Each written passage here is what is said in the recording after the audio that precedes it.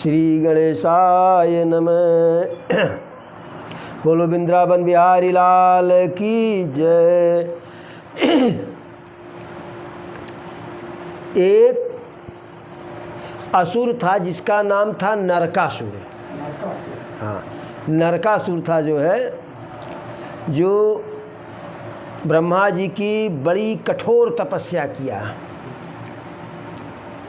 तो ब्रह्मा जी जानते थे कि यह कठोर तपस्या कर रहा है और जो वरदान मांगेगा उसका दुरुपयोग ही करेगा, क्योंकि यदि सज्जन व्यक्ति के पास जो है क्षमता आती है, ताकत आती है, तो उसका वह सदुपयोग करता है। लेकिन दुर्जन के पास जब क्षमता आती है, ताकत आती है, शक्ति आता है, तो वह उसका दुरुपयोग करता है। सज्जन का धन बल विद्या दूसरे के उपकार में लगता है और दुर्जन का धन बल और विद्या दूसरे को कष्ट पहुंचाने के लिए प्रयोग में आता है। तो इसी प्रकार से नरकासुर जो है तपस्या किया, ब्रह्मा जी से वरदान मांगा कि हे पितामह, मैं अपनी माता के अतिरिक्त मेरा किसी के द्वारा जो है वध न हो। देखिए, सारे असुर ब्रह्मा जी की, शंकर जी की या अन्य देवी देवताओं की तपस्या करते थे और तपस्या करके वह वरदान के रूप में मृत्यु पर विजय प्राप्त करना चाहते थे। लेकिन विधि का विधान है कि जो जन्म लिया है उसका मृत्यु होना है। तो जब यह कहते थे कि मेरी मृत्यु न हो, मैं अमर हो जाऊं, तो ब्रह्मा जी कहते थे कि पुत्र यह संभव नहीं है, इसके बदले में कुछ दूसरा मांग लो। तो असुर करते क्या थे, सोच विचार करके ऐसा वरदान मांगते थे कि ठीक है, उससे मैं मरूं, यानी जिसकी कोई जो है दूर दूर तक कोई संभावना नहीं है, जिसकी कोई दूर दूर से, मान लीजिए कोई कहे ठीक है हम जो 7 दिन होता है सप्ताह में, उस 7 दिन में न मरे, तो 8वां दिन तो होता नहीं है। कोई प्रभु से प्रार्थना करे, हे प्रभु हमारी मृत्यु जो है 31 फरवरी को हो, तब 31 फरवरी कहाँ होता है, फरवरी तो 28 या 29 का होता है। या कोई कहे हे प्रभु हमारी मृत्यु जो है 32 जनवरी को हो, तो 32 जनवरी तो होता नहीं। तो ऐसे असुर ऐसे वरदान मांगते थे। अच्छा, यह नरकासुर जो है साक्षात विष्णु जी का और भूमि माता का पुत्र था, इनके उससे इसकी उत्पत्ति हुई थी। तो यह सोचा विचारा कि मेरी माता के ही द्वारा मेरी मृत्यु हो, और माता कभी पुत्र का वध नहीं करेगी। ब्रह्मा जी जानते थे कि इस वरदान का दुरुपयोग होगा, मानवता के लिए, संपूर्ण सृष्टि के लिए वरदान देना उचित नहीं है। लेकिन तपस्या किया है तो उसका तो आशीर्वाद वरदान मिलना ही मिलना है। जैसे आपके घर कोई मजदूरी करे और आप जान रहे हैं कि मजदूरी लेकर के जाएगा तो दुरुपयोग ही करेगा, दारू पिएगा, मदिरा का पान करेगा, मांस का भक्षण करेगा, लेकिन वह चाहे जो कुछ करे, वह है मजदूरी किया है तो चाहे जो कुछ करे आपको देना ही देना है। तो तपस्या किया है तो वरदान देना ही देना है। ब्रह्मा जी हार मान करके यह वरदान दिए कि जाओ जो है तुम्हारी मृत्यु जो है भूमि माता से ही होगी और किसी से नहीं मरोगे। अब वरदान मिला तो ब्रह्मा जी उधर गए और यह इधर तांडव मचाना शुरू किया। सारे राजाओं को पराजित करके, पीड़ित करके, प्रताड़ित करके, जो अधीनता स्वीकार किए, जो नहीं किए उनको जेल में बंद कर दिया, कैद खाने में, कारागार में डाल दिया। और जो सुंदर सुंदर कन्याएं जो है होती थीं, चाहे मनुष्य की, चाहे नाग की, चाहे गंधर्व की, चाहे यक्ष की, चाहे देवता की, सबको 16-16 वर्ष की कन्याओं को, जो युवा होती थी, तरुणी होती थी, उनको पकड़ ले गया बलपूर्वक और सबको अपने कारागार में डाल दिया कि सबके साथ जो है एक बार में एक ही साथ सबसे विवाह करेंगे। तो यहाँ तो कन्याओं को मृत्युलोक में पकड़ा ही, जो गोपियाँ थीं कृष्ण भगवान के उसमें थी कि जब विवाह करेंगे, प्रेम करेंगे तो कन्हैया से करेंगे, उनको भी पकड़ लाया। यहाँ से जब नहीं मन भरा तो पृथ्वी मृत्युलोक के तो समस्त राजाओं को पराजित कर ही दिया था। अब स्वर्ग पर भी धावा बोल दिया।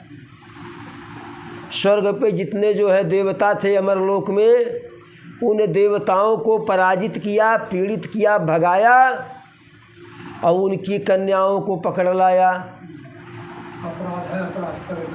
फिर इंद्र को जो है सिंहासन से पदच्युत कर दिया, भागो भागो सिंहासन मेरा है। युद्ध हुआ, इंद्र उसमें बुरी तरीके से पराजित हुए। इंद्र भाग करके अपना जान बचाए। इतने नहीं, इंद्र की माता अदिति, अदिति के दोनों कानों का कुंडल खींच लाया। युद्ध में तो एक जीतता है, एक हारता है। चलो भाई ठीक है, जीते तो देवलोक का सिंहासन तुम्हारा हो गया। लेकिन जैसे जब हमारे यहाँ मुस्लिम आक्रमणकारी आए, मोहम्मद कासिम से लेकर के जो है बाबर तक, राजाओं को पराजित किए, राज्य पे कब्जा किए तो किए ही। भाई युद्ध हुआ दोनों लोगों के बीच में, जो जीता वही सिकंदर। लेकिन सनातन संस्कृति और धर्म को नष्ट करने के लिए, इस्लाम को थोपने के लिए जो प्रजा रही, प्रजा पे नाना प्रकार का अत्याचार। राजा को जीत लिए तो रानी के ऊपर अत्याचार, उनके साथ बलात्कार, बलपूर्वक जो है धर्म परिवर्तन करो, नहीं तो जान से मारेंगे, यही करेंगे। प्रजा के साथ यही कार्य किया, तो हमारे धर्म में आ जाओ, नहीं तो कटने के लिए तैयार रहो। पुरुष वर्ग पहले वैसे काटा जाएगा और उसके पहले पुरुष वर्ग के सामने ही उनके घर की स्त्रियों और कन्याओं के साथ व्यभिचार किया जाएगा, देखो। और फिर व्यभिचार करके उनका कत्ल होगा और पुरुषों को वैसे प्रताड़ित करके मारा जाएगा, अन्यथा इस्लाम स्वीकार कर लो।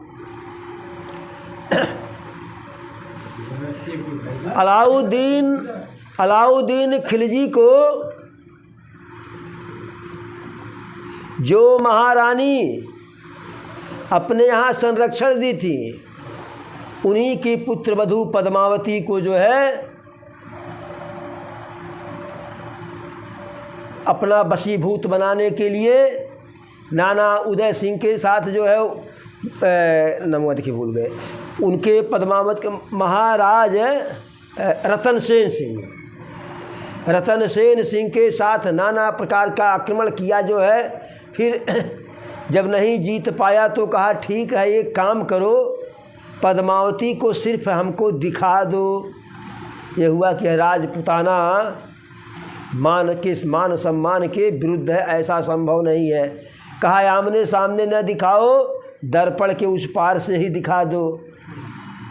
तो राजा सोचे और जो सलाहकार थे, भाई चलिए ठीक है, इससे जो है रक्त बहने से अगर काम बच जा रहा है तो दर्पण के उस पार से दिखा दो।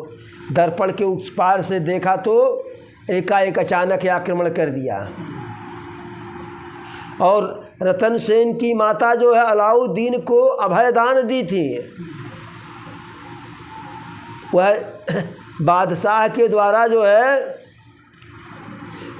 भगोड़ा घोषित किया गया था, आकर के इन्हीं के यहाँ चित्तौड़ में जो है शरण लिया था।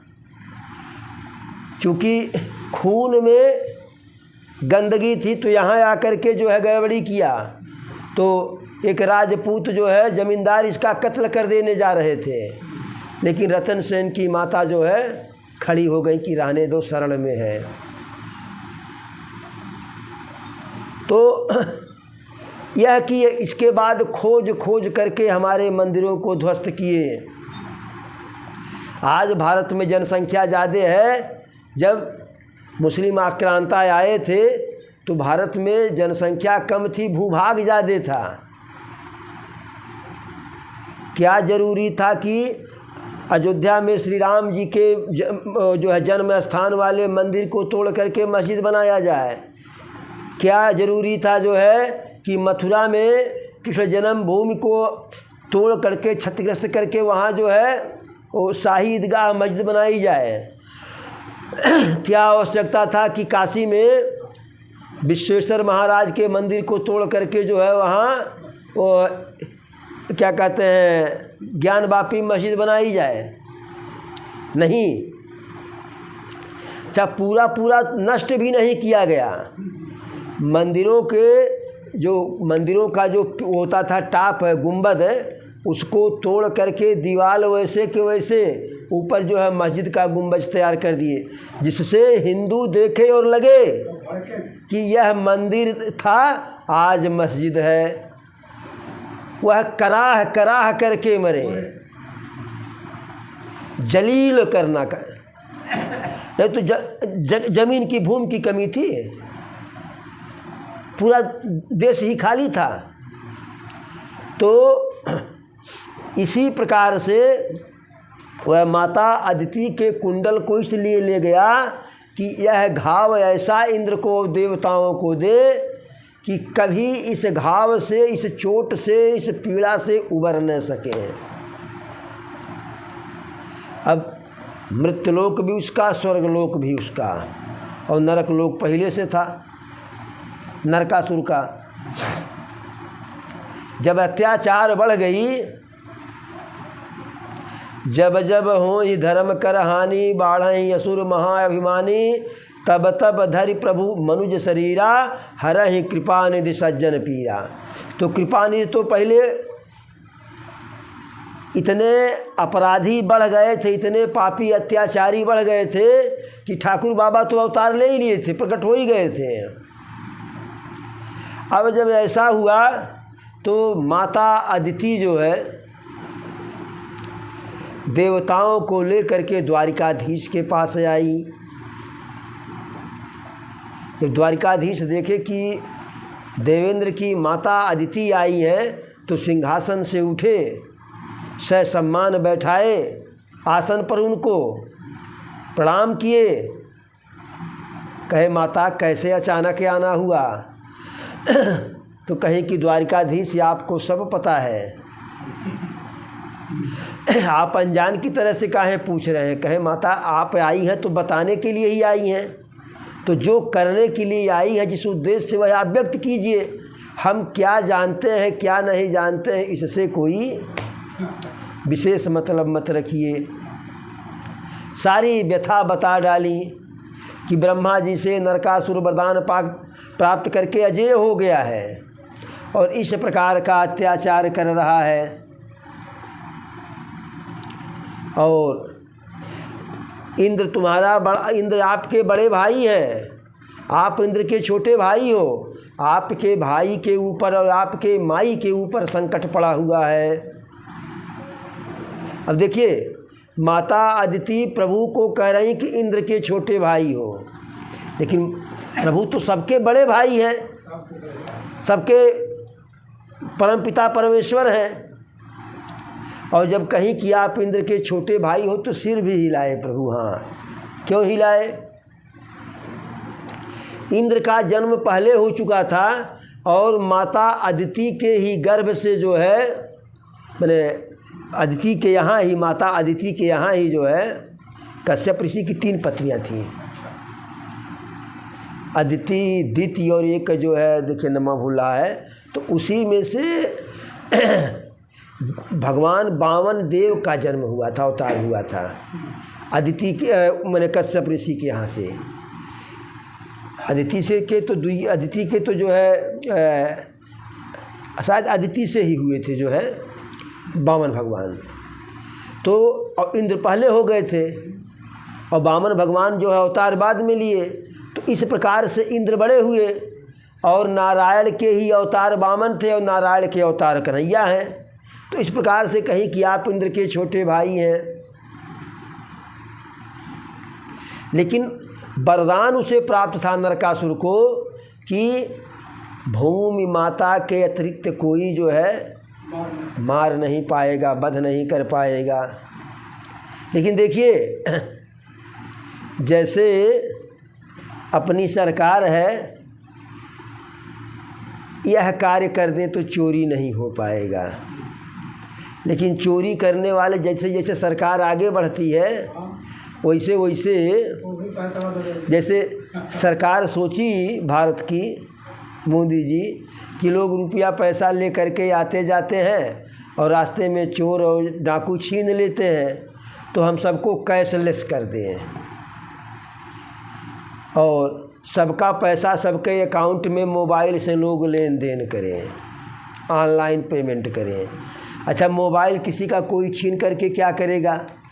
क्योंकि मोबाइल में पासवर्ड रहता है, लेन देन में पासवर्ड रहता है, वह हमारा है तो हम ही जानते हैं। तो लोगों को लगा भाई तो बड़ी अच्छी बात है, लेकिन तब फिर वह साइबर क्राइम यानी ऑनलाइन अपराध है। आपके पास फ़ोन आएगा कि आपका लड़का जो है फला चीज़ में बंद है, ऐसे चीज़ में कि आप उसको कहीं कह भी नहीं सकते हैं, और वहाँ से लड़के से बात भी करा देंगे, क्योंकि आज ऐसी तकनीक है कि आपकी आवाज़ जो है या किसी की आवाज़ जो है मोबाइल इत्यादि से कंप्यूटर से निकाला जा सकता, सेम वही आवाज़ है, और सेम आपका चेहरा इनके चेहरे पर बैठा दिया जाएगा। और लड़का बनावटी बोलेगा, नकली लड़का, और कहेगा पापा पिताजी जल्दी से रुपया इतना ट्रांसफ़र कीजिए तो हमारा जेल हो जाएगा, फांसी हो जाएगा। आदमी हड़बड़ा करके पैसा ट्रांसफ़र कर देता है। या कभी कभी फ़ोन आता है कि आपका जो है हाई योजना में है, आप फार्म भरे थे, लोन पास हो गया, हाई पास हो गया। लोग लालच में आ जाते हैं, OTP बता दीजिए वेरीफाई करने के लिए। जैसे आप OTP बताएंगे तैसे वो आपके अकाउंट में हल जाएंगे और सब झाड़ लेंगे। तो जैसे वह वरदान मांगा नरकासुर, तो जन्म के साथ ही साथ जो है मृत्यु का भी गणना हो जाता है कि कैसे इसकी मृत्यु होगी। तो वह भूमि का पुत्र और माता सत्यभामा भूमि से ही पैदा हुई है, भूमि के ही अवतारी वह भी है, तो अभी भूमि माता हुई, इसलिए नाम है माता सत्यभामा, सत्यभाम। अब जब माता अदिति अपनी पीड़ा कहीं और पूरे संसार की पीड़ा जो है द्वारिकाधीश से कहीं, तो द्वारिकाधीश कहे माता अब आप जाइए, सारी जिम्मेदारी हमारे ऊपर छोड़ दीजिए। सत्यभामा को साथ में लेकर के गए द्वारिकाधीश। बड़ा विकराल युद्ध हुआ, नरकासुर का वध सत्यभामा के जो है माध्यम से, सत्यभामा के सहयोग से, प्रभाव से कर दिया गया। बहुत विकराल युद्ध हुआ। उस युद्ध में नरकासुर जो है मारा गया, जितने राजा थे सबको मुक्त कर दिया गया।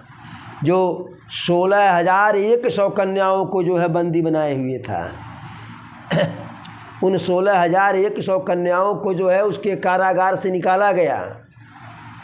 अब जो 16,100 कन्याएं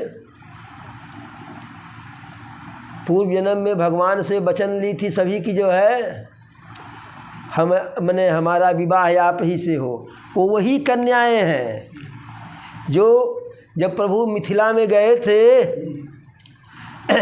धनुष यज्ञ में, बिन ब्याही संशय करे ब्याही भरत उसास, गवने की मौने रहे, देखी राम मृदुभास। जिसका ब्याह नहीं हुआ था मिथिलापुरी में, वह इसी में थे, हे प्रभु ऐसे दुल्हा हमहू को मिले। अब जिसका उसी साल या साल 6 महीना पहले विवाह हो गया, वो लंबी सांस ले रही, अब का करिए, न भइल हो तक के जाने हमहू को मिलत, अब कहू लायक नहीं। वो तो लंबी सांस ले रही हैं, लेकिन गौने की मौने रहे। जिसका विवाह हो गया, गौना भी हो गया, 2-1 बार आई गई, और 1-2 बाल बच्चे, मौने रहे। वो अपनी इच्छाओं को मार करके चुप मार के बैठी, अब तो मेरा जो है कुछ भी नहीं होने वाला है। तो ये सारी स्त्रियां जो है, यही 16,100 स्त्रियां हैं, कन्याएं हैं उस जन्म की। या जब प्रभु जब वन में गए थे, तो वन में जिन जिन ऋषि मुनियों की पत्नियां, कन्याएं इनको देखी प्रभु की जो है वह सब प्रभु के ऊपर मोहित हुई कि यदि हमारे भी भाग्य में होता है ऐसा पति। तो सबके प्रभु मन की बात जानते, अंतर्यामी है, तो सबको कहे मन ही मन की चलिए अगले जो है अवतार में आप सबसे विवाह करेंगे। तो जो 16,100 कन्याएं थीं, यह जब नरकासुर के कारागार से मुक्त हुई, तो प्रभु के सामने हाथ जोड़ करके खड़ी हुई, प्रभु आप यहाँ से तो हमें मुक्त कर दिए, लेकिन अब हम कहाँ जाएंगे। प्रभु कहे कि द्वारिकाधीश कहे अपने अपने घर जाओ। वो कहीं कि यह बताइए, कोई असुर अपने यहाँ साल 6 महीना अगर हम किसी असुर के यहाँ रहें, या कोई भी कन्या चाहे अपने मर्जी से चाहे दूसरे की मर्जी से, अगर घर छोड़ दी और साल खान जो है कहीं बाहर है, तो घर आएगी, उसे परिवार स्वीकार करेगा प्रभु। कन्हैया कहे हाँ ये तो बात है। कहीं प्रभु नरकासुर असुर ही सही, लेकिन विवाह करने के लिए कहा था हम लोगों से, सुख देता या दुख देता, लेकिन मेरी मांग भर देता, मैं सुहागिन हो जाती। ऐसे तो आप ऐसे मझधार में ला करके डाल दिए हैं। मझधार है, भंवर है या पास है किनारा, सौभाग्य आ रहा है या नाश का सितारा। अब ऐसे मझधार में डाल दिए हैं कि न उस पार जा पा रहे हैं, न इस पार जा पा रहे हैं। विकट समस्या।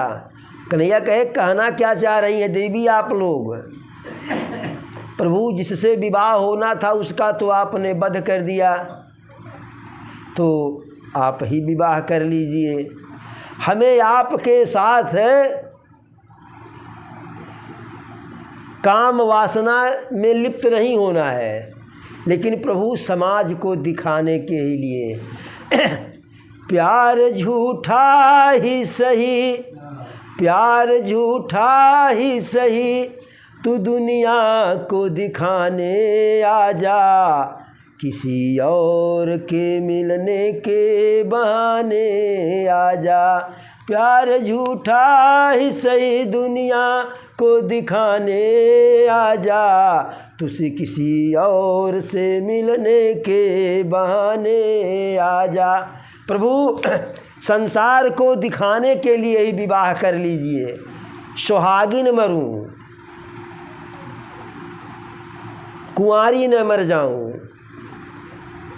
प्रभु कहे जब ऐसी बात है तो सबसे हम विवाह करेंगे। तो कन्हैया एक साथ 16,100 कन्याओं से विवाह किए, सबको पत्नी का दर्जा दिए। ऐसा उपकारी संसार में कौन हो सकता है। बोलो वृंदावन बिहारी लाल की। जिनके घर पे 5-5 पटरानियां हैं, एक ही पत्नी घर पे रहती है, बाहर किसी से बोलिए बतियाइए कितना प्रेम हो। जैसे वह कहती है कि बाबू जब प्रेम व्यवहार बटवे कैल तो चला हमन के बियाह कैली है, जो शादी कैली है जे, तैसे चेहरा का रंग उड़ जाता है कि अरे बाप रे बाप, अभी तक कुल खेल चलत रहा, बढ़िया बियाह कैल घरा कैसे जावे। संसार में कौन ऐसा जो पत्नी से नहीं डरता है, लेकिन कन्हैया इसकी परवाह नहीं किए, क्योंकि करुणा निधान है। तुरंत सबसे जो है विवाह कर लिए। तब जा कर के कन्हैया के पास 16,108 पटरानी है, रानी है। 8 पटरानी 16,108 सब मिला करके जो है रानी। तो इस प्रकार से उन कन्याओं को मुक्त किए और इंद्र को इंद्र का सिंहासन दिए स्वर्ग का, माता अदिति के कान के कुंडल दिए। माता सत्यभामा वहाँ से चली आई, कन्हैया चले गए वही जो है इंद्र का फिर से जो है सिंहासन राज्याभिषेक करने के लिए और माता अदिति का कुंडल देने के लिए। तो इंद्र प्रसन्न हो करके कन्हैया को पारिजात वृक्ष का जो है पुष्प दे दिए। यह पारिजात वृक्ष भी बहुत अद्भुत वृक्ष है, जो समुद्र मंथन में 14 रत्न निकला था जो है, लोग कहते हैं कि उसी के साथ यह भी निकला था, और कुछ लोग कहते हैं कि जो कल्प वृक्ष है यही पारिजात वृक्ष है, लेकिन समुद्र मंथन से इसका संबंध है। यदि कल्प वृक्ष ही पारिजात है तो कल्प वृक्ष का जो गुण वह गुण पारिजात में नहीं है।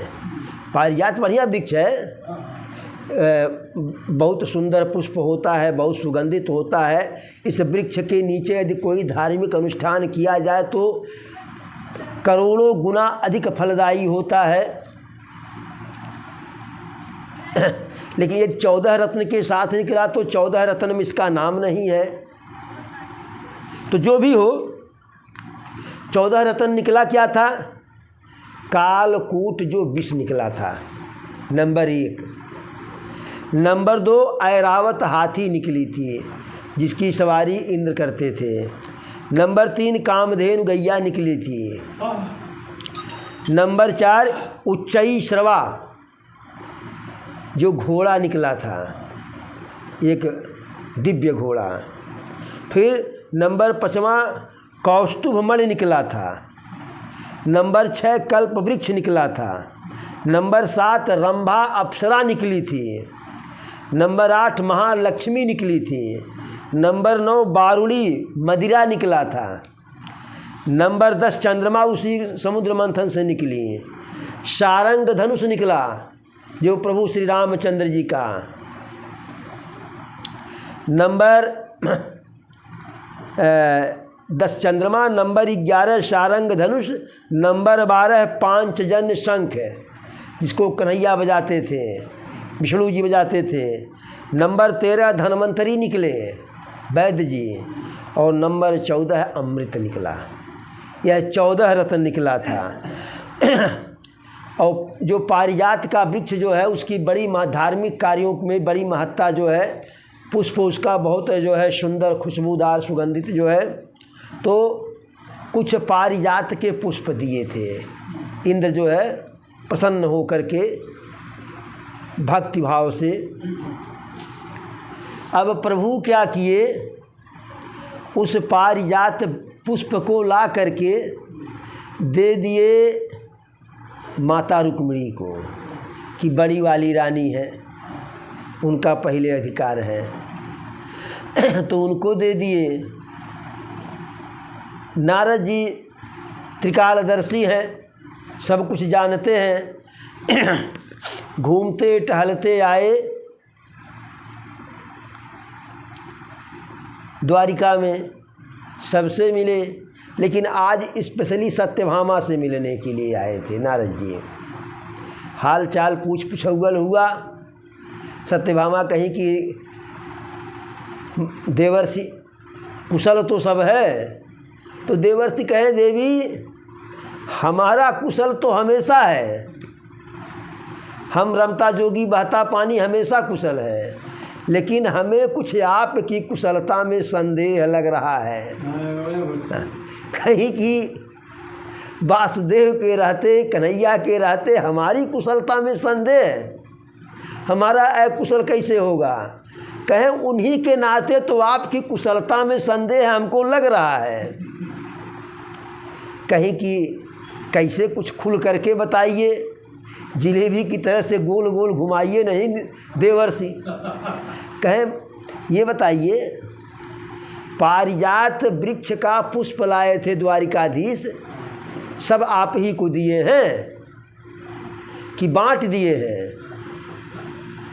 कहीं आए पारिजात पुष्प का वृक्ष लाए थे, हमें तो एक नहीं दिए।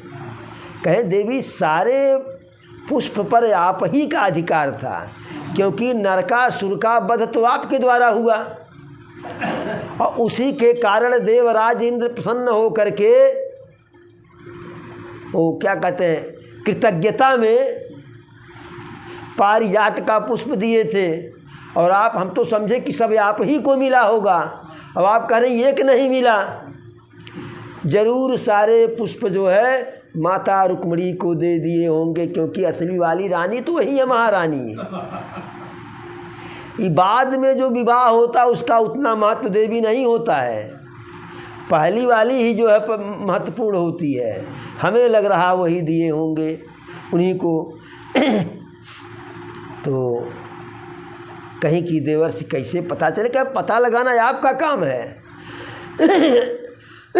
हम थोड़ा पता लगाएंगे। अब इतनी बड़ी शंका हो गई, सवतिया डाह हो जाए जो है,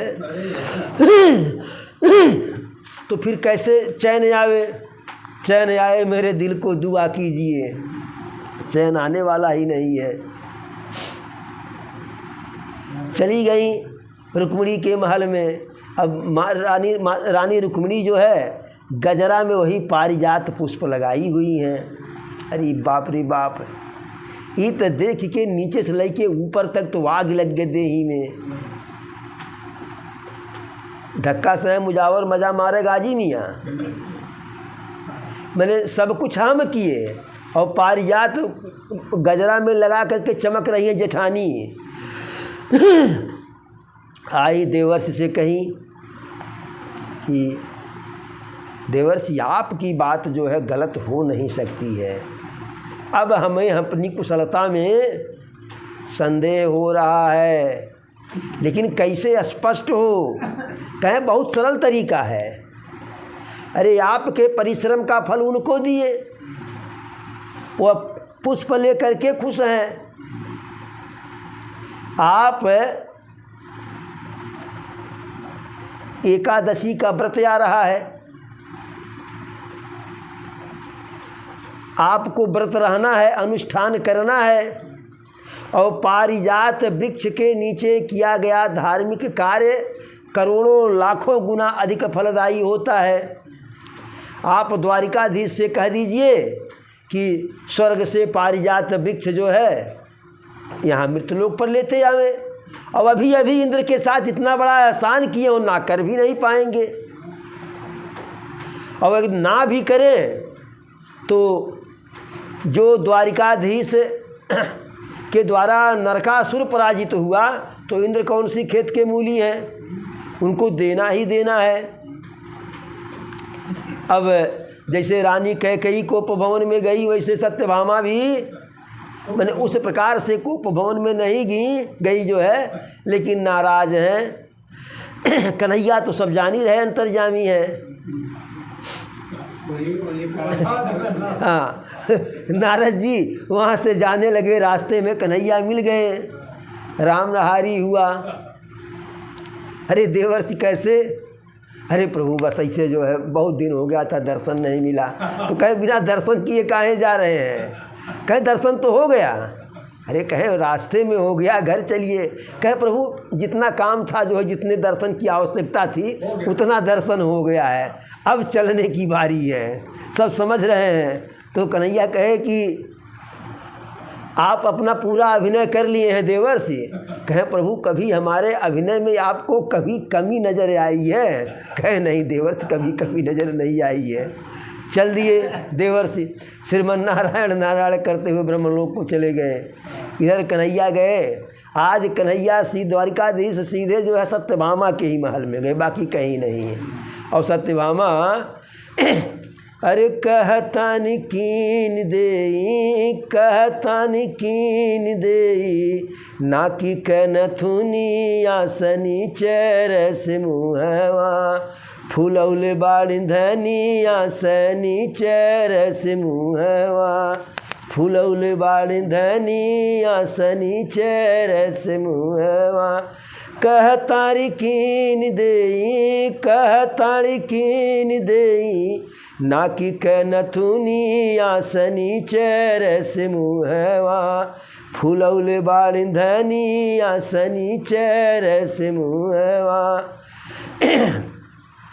गैली अतवार त झारी के भगौली, गैली इतवार त झारी के भगौली, झट दे ये गोरी या के वाणी लगौली, गैली इतवार त झारी के भगौली, झट दे ये रनी या के वाणी लगौली, बोलेलिन क्रोध में, बोलेलिन क्रोध में, जैसे काल क नगिनी आसनी चरस मुहवा, फूलौले बाड़िंधनी आसनी चरस मुहवा। तो इस प्रकार से देवी सत्यभामा नाराज हैं, बोल नहीं रही हैं, झटक रही हैं, पटक रही हैं, पूरा शरीर लाल लाल क्रोध से भरा हुआ है। तो कन्हैया भी तो भाई मक्खन पालिश करने में कम नहीं। अरे देवी, आप हमसे नाराज हो ही नहीं सकती। कहे वो कहे बाबू, कही जो मैं आपसे इतना प्रेम करता हूँ। सत्यभामा कहीं प्रेम गया चूल्ही के भाड़ में। ये दिखावटी वाला कौन सा प्रेम जो है, सारा माल उधर और प्रेम इधर, झूरे हाड़ ही कौन सा प्रेम। कहे कौन सा माल, कहे वही जो युद्ध में हम गए, विजय हम दिलाए, और जो कृतज्ञता के रूप में आपको पारिजात पुष्प मिला ला करके जेठानी को दे दिए। सप्लाई उधर हो रहा है और मोहब्बत इधर है। ऐसा मोहब्बत तो हमने नहीं कभी देखा द्वारिकाधीश। कहे बस इतनी सी बात है, हम आपके लिए भी पारिजात का पुष्प लेते आएंगे। वहाँ 4 ठू था, यहाँ दर्जन भर ले आएंगे। तो सत्यभामा कहीं कि अब पारिजात के पुष्प से नहीं काम चलने वाला है। यदि हकीकत में मोहब्बत है तो पारिजात का वृक्ष ही चाहिए। अगर उन्हें काजर चाहिए तो हमें कजरौटे चाहिए। तो बहुत समझाए कि पारिजात का वृक्ष स्वर्ग का पौधा है, मृत्युलोक में उसकी आवश्यकता नहीं है। जो विधाता के नियम है उसको मत बदलिए। लेकिन पुरुषस्य भागम त्रियाचरित्रम, पुरुषस्य भागम त्रियाचरित्रम, दैवो न जाने कुतो मनुष्यम। पुरुष का भाग्योदय कैसे कब उदय हो जाएगा, उसके भाग्य में कब शुभ सुख कब दुख आएगा, और क्रिया कब कौन सा चरित्र कर बैठेगी, दैवो न जाने कुतो मनुष्यम। विधाता भी नहीं जानते, मनुष्य की बात ही। अब क्रिया का चरित्र तो ऐसा हो गया है, अब क्रिया पुरुषों को, पतियों को रास्ते से हटाने के लिए नई नई तकनीक का सहारा ले रही हैं। ड्राम वाला तकनीक आ गया है। ड्राम मंगाओ, मार के उसमें डालो, ऊपर से सीमेंट से जाम कर दो। तो कन्हैया बहुत समझाए लेकिन मानी नहीं। कहे ठीक है, पारिजात का वृक्ष ही आ जाएगा। कहीं अपने लिए नहीं प्रभु, हम एकादशी का व्रत उसी वृक्ष के नीचे बैठ करके आपकी पूजा करेंगे।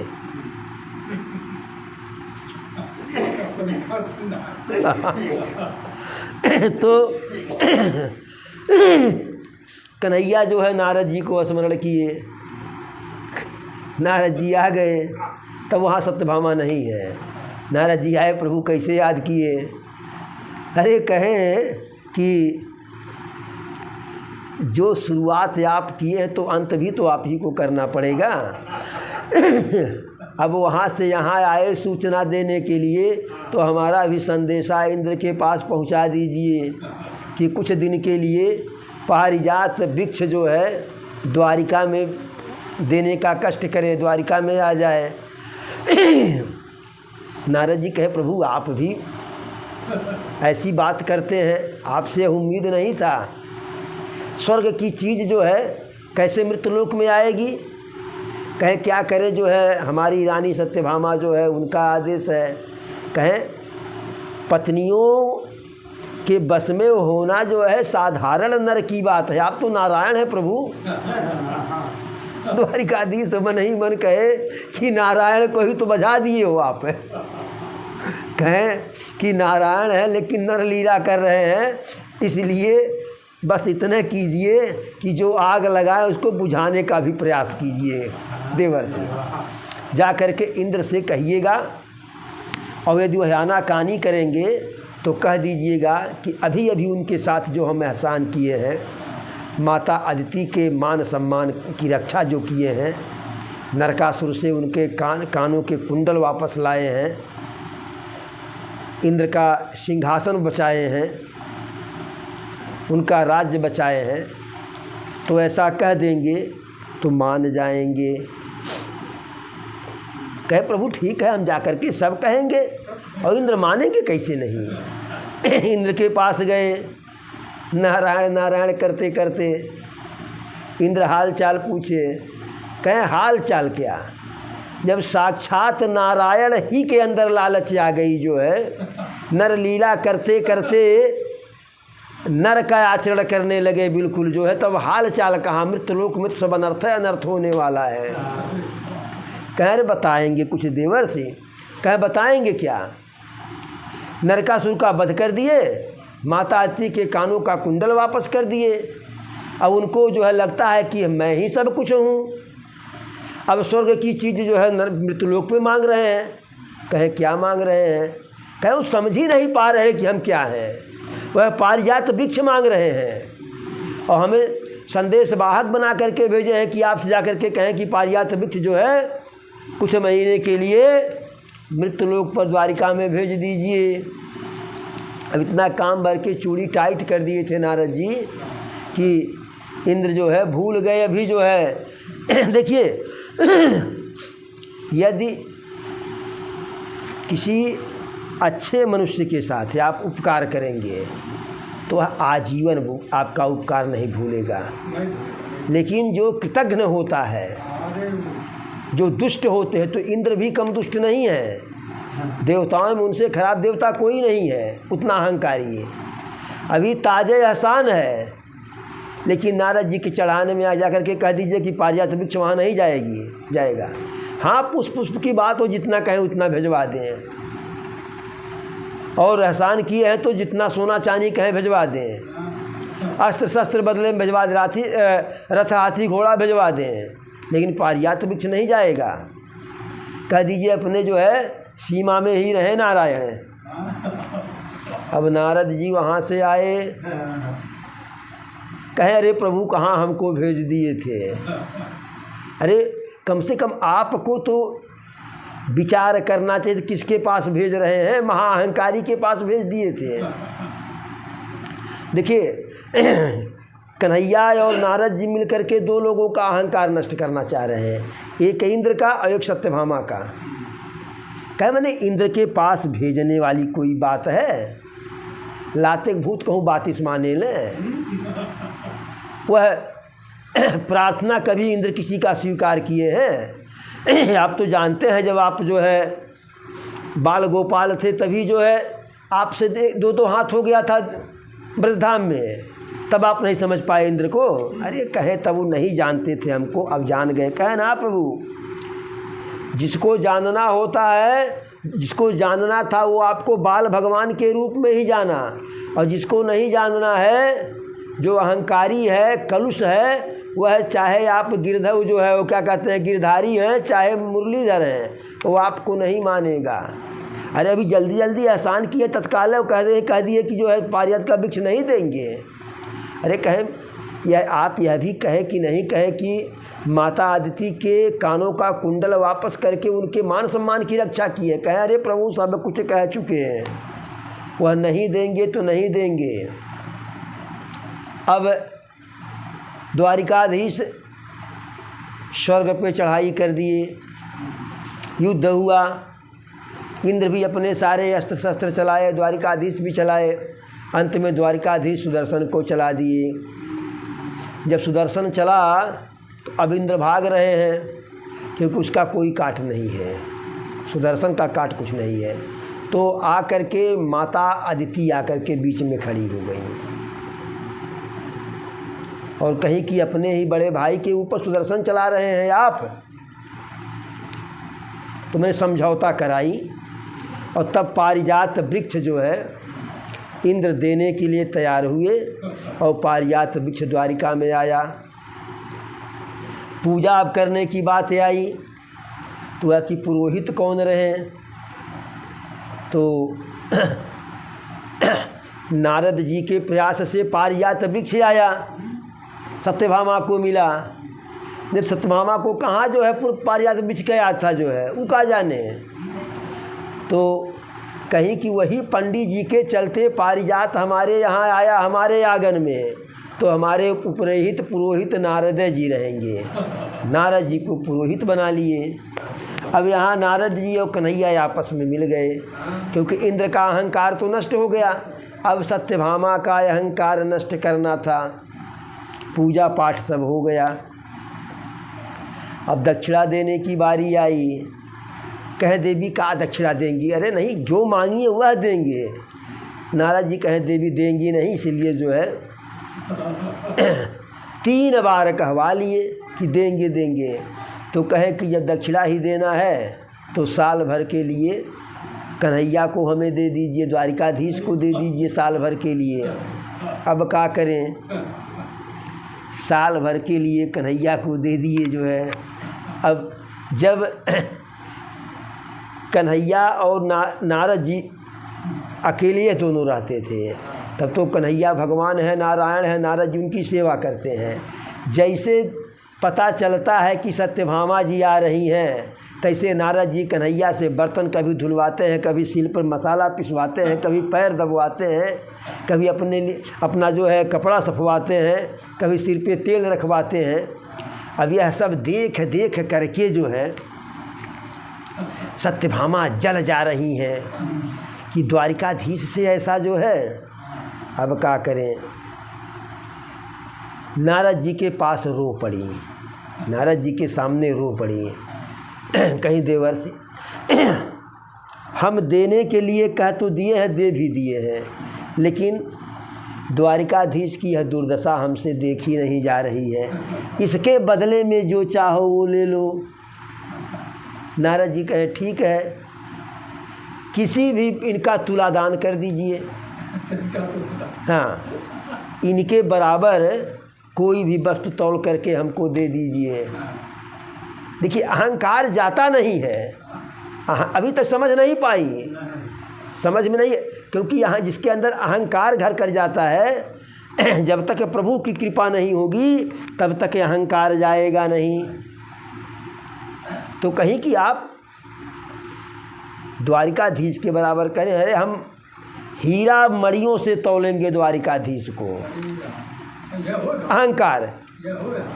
तुला की व्यवस्था हुई, एक पलड़े पर द्वारिकाधीश बैठा दिए गए और दूसरे पलड़े पर पहले जो है बढ़िया बढ़िया जो असरफी हीरा मोती जवाहरात जो भी था बढ़िया बढ़िया अड़ी मड़ी सब ला करके रखा गया। जितना रखा जा रहा है पलड़ा जरा सा कन्हैया वाला झुका हुआ है, और पलड़ा जिसमें सामान होगा, तुला का तुलादान नहीं होता है ना, कि जिस व्यक्ति के लिए तुलादान होता है, जो दूसरे पलड़े पर सामान है वह पलड़ा नीचे झुक जाए, व्यक्ति वाला पलड़ा ऊपर हो जाए। सब कुछ रख डाली, यहाँ तक कि जो है मैंने असरफी मणि हीरा मोती से शुरू हुआ, सोना चांदी इलंट गिलंट घर के गेहूँ चावल अनाज पानी कुल धराई गई। अब वह पलड़ा जो है कन्हैया भाई वो त्रिलोकीनाथ है ना, तीनों लोक का भार है, ये तो द्वारिका की ही वस्तु रख रही हैं। आथर पाथर पहाड़ कुल धरे लगली, फिर पलड़ा जो है वैसे के वैसे। तब यह तमाशा देखते देखते माता रुक्मिणी वह भी सन्न रह गई। वह आँख मुनी और जो है द्वारिकाधीश को मन ही मन जो है प्रणाम की कि हे द्वारिकाधीश आप कौन सा लीला कर रहे हैं। तो द्वारिकाधीश कुछ उन्हें संकेत दिए। तो एक पान का पत्ता जिसमें लौंग इलायची सुपारी रख करके कन्हैया को अर्पित करके स्मरण करके अर्पित करके, कहीं सत्यभामा इसको रखो, कहीं अरे दीदी कुल के धैले अपना एकरे रख ले, कहीं रखो। तो जैसे वह पान का पत्ता रखी तांबूल जो है तैसे पलड़ा नीचे हो गया। बोलो वृंदावन बिहारी लाल की जय। तो इस प्रकार से सत्यभामा का अहंकार और इंद्र का अहंकार नष्ट हुआ और पारिजात वृक्ष जो सत्यभामा लाने के लिए कहीं, वही सत्यभामा फिर कहीं अब इसकी आवश्यकता नहीं, मेरा सारा अहंकार समाप्त हो गया। तो आज की कथा को ही विराम दिया जाए। बोलो वृंदावन बिहारी लाल की जय। एक पानी में कितना वजन था।